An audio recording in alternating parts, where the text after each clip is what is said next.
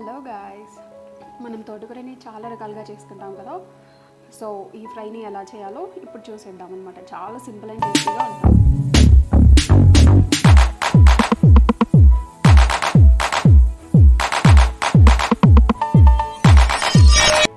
Hi, hello, welcome back to my channel Tahira creations. ఎలా ఉన్నారు అంతా? నేనైతే చాలా బాగున్నాను. సో ఈ ప్రాసెస్ ఏంటో చూసేద్దాం అనమాట. ఫస్ట్ నేను తోటకూరని ఇలా మనం కట్ చేసి పెట్టుకోవాలి. కట్ చేసి నేను క్లీన్ చేసి డ్రైన్ చేసుకున్నాను అనమాట. అంటే మనం వాటర్ మొత్తం పోవాలి కదా, సో వాటర్ మొత్తం పోయేలాగా డ్రైన్ చేసుకున్నాను. నెక్స్ట్ ఒక ప్యాన్ తీసుకుని ఇందులోకి కొంచెం ఆయిల్, ఒక 2 టేబుల్ స్పూన్స్ యాడ్ చేస్తున్నాను. ఇది టీ స్పూన్స్ కాదండి, టేబుల్ స్పూన్స్ అనమాట. సో ఆయిల్ కొంచెం హీట్ అయ్యాక ఒక చిన్న ఆనియన్, అంటే నేను తీసుకున్న క్వాంటిటీకి ఒక చిన్న ఆనియన్ అయితే సరిపోతుంది. అదొక 2 కప్స్ ఉంటుందన్నమాట. తోటకూర అనేది నేను కట్ చేసి క్లీన్ చేసి పెట్టుకున్నాను ఆల్రెడీ. సో చాలా సింపుల్గా ఫ్రై చేసుకోవచ్చు అండి. ఎప్పుడైనా సరే మనం ఆకుకూరలు చేసేటప్పుడు ఇంకా ఏంటంటే పైన మనం ప్లేట్ అనేది వేయొద్దు అనమాట. మనం ప్లేట్ వేస్తే ఆకుకూరలు మగ్గి కలర్ అనేది చేంజ్ అయిపోతుంది. మనకు ఆ గ్రీన్ కలర్ అనేది అస్సలు రాదు. సో ఇక్కడ మన ఆనియన్ కూడా కంప్లీట్గా ఫ్రై అవ్వాల్సిన అవసరం లేదు. కొంచెం మగ్గిపోగానే ఇందులోకి మనం ఇప్పుడు పసుపు యాడ్ చేసుకుందాం. పసుపు ఒక 1/2 టీ స్పూన్. తర్వాత అల్లం వెల్లుల్లి పేస్ట్ యాడ్ చేశాను, ఒక 1/2 టేబుల్ స్పూన్. 1/2 టీ స్పూన్ అండి, టేబుల్ స్పూన్ కాదు, సారీ. సో ఇలా మనం కలుపుకోవాలన్నమాట. ఇది ఫ్రై అయ్యేలోపు మనకు ఏంటి, పసుపు పచ్చి వాసన పోయే వరకు, అలాగే అల్లం వెల్లుల్లి పేస్ట్ ఫ్రై అయ్యే వరకు ఏంటంటే ఆనియన్స్ కూడా ఫ్రై అయిపోతాయి. మనం ఆనియన్స్ కంప్లీట్ ఫ్రై అయిపోయాక వేసామనుకోండి, అది ఇంకా బ్లాక్ అయిపోతాయి అనమాట, మనకి టేస్ట్ అనేది ఉండదు.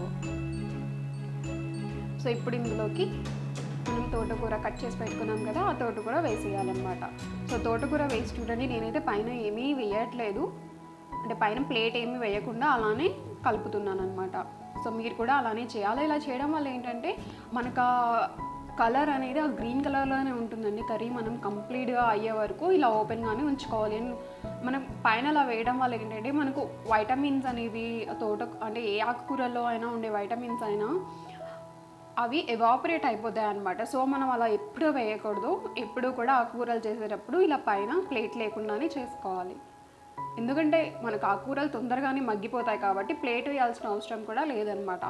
చూడండి ఇప్పటికప్పుడు ఎంత మగ్గిపోయింది కదా. వితిన్ మనకు కొద్ది నిమిషాలండి, ఒక 2-3 మినిట్స్లో ఆకుకూరలు మగ్గిపోతాయి అనమాట, పెద్దగా అవసరం లేదు.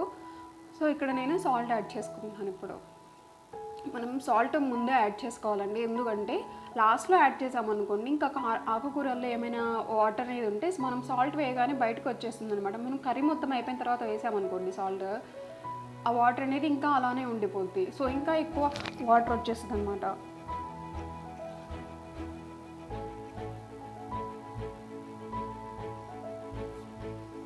సో ఇలా మనం ఫ్రై చేసుకుంటూ ఉండాలి. సో ఇలా కలుపుతూ ఉంటే ఏంటంటే మనకు కంప్లీట్గా కలిసిపోయి, చూడండి ఇప్పుడు మనం సైడ్స్కి వాటర్ అనేది వచ్చేసాను కదా. ఈ వాటర్ వచ్చినప్పుడు ఏం చేయాలంటే కొంచెం ఒక టీ స్పూన్ అనమాట, ఒక టీ స్పూన్ కారం వేసాలి. ఎక్కువ కారం వేసుకోవద్దు ఆకుకూరల్లో ఎప్పుడైనా. సో ఇలా కలిపేసుకొని మనం అలానే ఉంచుకోవాలి. పైన ప్లేట్ ఏమీ పెట్టకుండా అలానే ఉంచాలన్నమాట, సిమ్లో పెట్టేసుకోవాలి. ఒక 5 మినిట్స్ వరకు అలా ఉంచుకోవాలన్నమాట. ఈ లోపు ఏమవుతుందంటే మనకు ఆ వాటర్ అనేది ఉంది కదా, ఆ వాటర్ మొత్తం పోయి మనకు జస్ట్ ఆయిల్గా పైకి తేలుతుంది అన్నమాట. సో ఆయిల్ అనేది కనిపించే వరకు మనం కుక్ చేసుకోవాలి ఇలా. ఇక్కడ చూడండి వాటర్ అనేది పోయి, ఇక్కడ మనకి యాక్చువల్లీ వాటర్ ఉండాలి. సో ఆ వాటర్ మొత్తం ఎవాపరేట్ అయిపోయాయి అనమాట. సో ఇప్పుడు కొంచెం కొత్తిమీర వేసేసి కలిపేసుకొని సర్వింగ్ బౌల్లోకి తీసేసుకోవడం అనమాట. చాలా సింపుల్ కదా, అండ్ చాలా ఈజీ ప్రాసెస్. ఎక్కువ ఇంగ్రీడియంట్స్ కూడా ఏమీ లేవన్నమాట. మీరు కూడా ఒకసారి ట్రై చేసి ఎలా ఉందో కమెంట్ సెక్షన్లో కమెంట్ చేసి చెప్పండి. అండ్ ఇప్పటి వరకు నా వీడియో ఇదే మీరు చూసిన ఫస్ట్ వీడియో అయితే సబ్స్క్రైబ్ చేసుకొని ఇంకా ఛానల్లో ఉన్న మిగతా వీడియోస్ కూడా చూసేయండి. అలాగే పక్కనే ఉన్న బెల్ ఐకాన్ని క్లిక్ చేయండి. సో నేను పోస్ట్ చేసిన ప్రతి వీడియో కూడా మీకు వచ్చేస్తుంది అన్నమాట నోటిఫికేషన్. సో సబ్స్క్రైబ్ చేసేయండి, ఇంకా ఏం ఆలోచిస్తున్నారు. And thanks for watching.